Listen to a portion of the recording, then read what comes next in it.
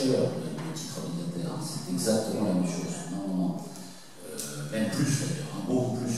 Hein. Quand on regarde la structure de détention des titres aux États-Unis, la part détenue par les ménages diminue de manière extraordinaire ces 50 dernières années, qu'il s'agisse des obligations ou des actions. Pourquoi? Parce que le taux, pour raison, la première c'est que le taux d'épargne américain est très faible, historiquement, la pression de la publicité à la consommation est très forte, l'endettement est très fort, on pousse les gens à s'endetter, etc., donc il n'y a pas d'épargne.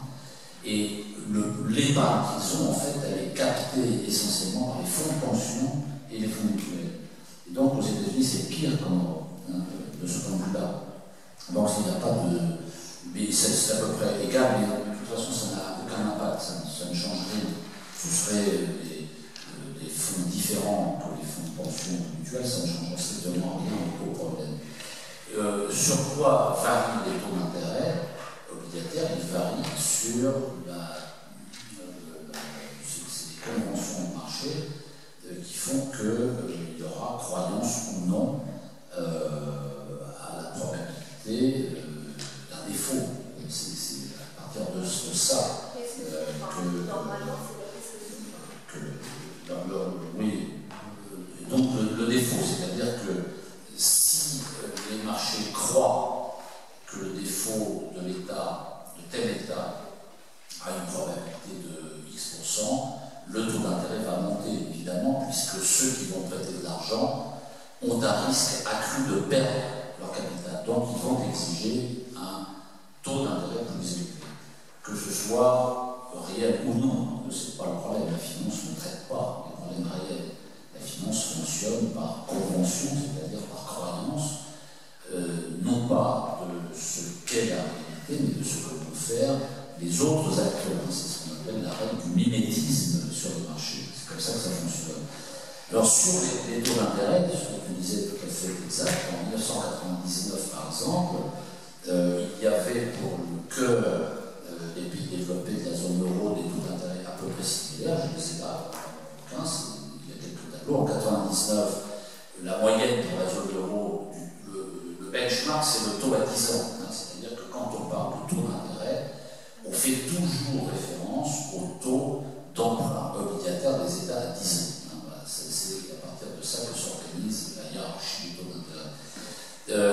La zone euro était de 4,65% en moyenne, et 4,60 en France, 4,50 en Allemagne, 4,77 au Portugal, qui n'est pas très loin, 6,30 en Grèce. Déjà, la Grèce, il y a un problème.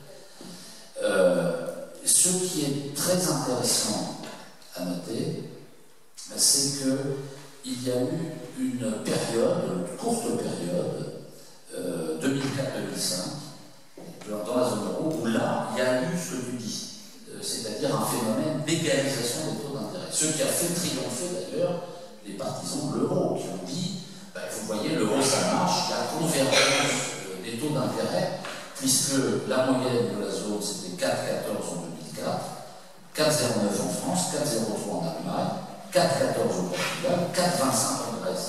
Donc vous voyez, les deux pays les moins développés, Portugal et Grèce, ils sont quasiment à égalité avec l'Allemagne et la France. 2005, moyenne, ça baisse encore. Mais ça baisse, c'est une baisse mondiale. Hein. Bon, c'est un autre débat, mais c'est pas lié à la zone euro, parce que les taux baissent aux États-Unis, au Japon, ça baisse partout.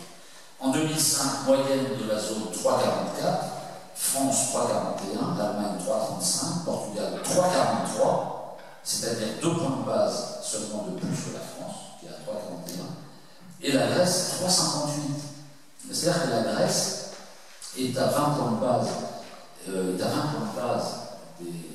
c'est-à-dire à 0,2% des Allemands. C'est hallucinant.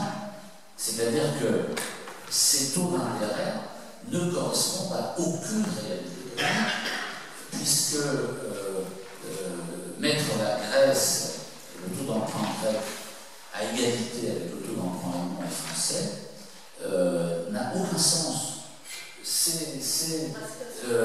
Pourquoi ça s'est fait comme ça?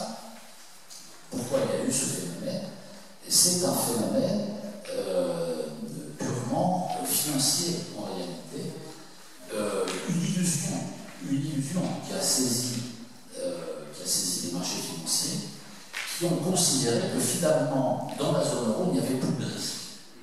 Il n'y avait plus de risque, et que donc on pouvait emprunter aux différents États de la zone, quels qu'ils soient, parce que le système avait neutralisé les risques.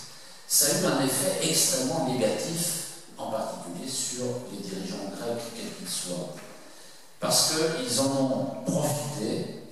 Pour eux, c'était extraordinaire. Ils passent de 6% à 4%, c'est quand même une diminution très significative. Et donc, ils se mettent à emprunter à tour de bras. Et comment leur reprocher d'ailleurs, puisque là, pour la première fois de leur histoire, ils peuvent emprunter à un coût nettement inférieur à tout ce qu'ils avaient fait auparavant.